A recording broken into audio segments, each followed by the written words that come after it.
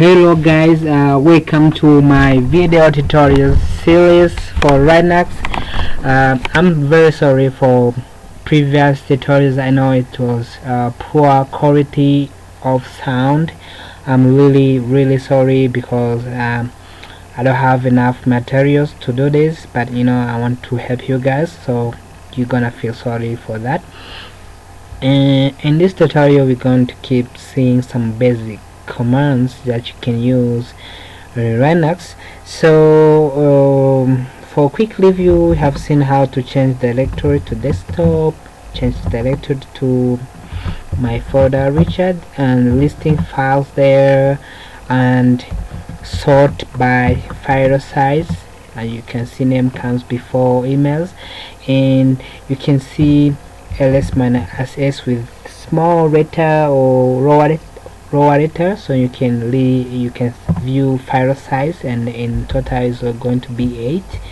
So we have seen how to see the permission applied to this. So now we are going now to change the files permission. In Linux, and in Linux system we need to change file permission in order to increase security, and by doing that we not just change mode, and by doing that you can use any, I don't know how to explain this, but let's say that in Linux we have permission from 1 to 7. 1 means that you have all permissions, right? You can use 1 so we have 3 numbers, and we can use 1 2 3 4 5 6 up to 7. You see, now 7 means execute. So now let's say that you want to change the file permission by maybe, okay, now let me not go in a deep telling you how or what does this means, but let me change it to so that you can see what I mean, right? Let's change to B11, so that I want to change names to be like that, and I'm done. So let's say that I want to read this file again. No, you can see that name is having problem of permission denied. Okay, this is to say that sorry, desktop the Richard LSL, you can see that the color has been changed because I changed the permission to be so that it's like I'm no longer authorized to use these files. So now I can also change the permission to be maybe 711, okay, of names, and try to read that again. No, or name. Now you can see that I'm able to read these files. Now once you know the difference of giving 11 and the difference of giving 711, so is that if I use 111, is that I'm not going to be able to read this file, even though I'm the creator of these files. Okay, now this 7 stand that I'm me. I'm allowed all the permission of read, write, execute, but this is bad. Instead of saying execute on a files, which is not a program, you can change it to be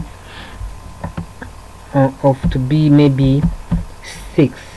Okay, because I told you guys you can use from 1 to 7 to grant permission. So let's see if you still have, yeah, we can still have the ability to read the files. Okay, now once we have the ability to read the files, now what can we do if we change this second param, okay, to be maybe 5?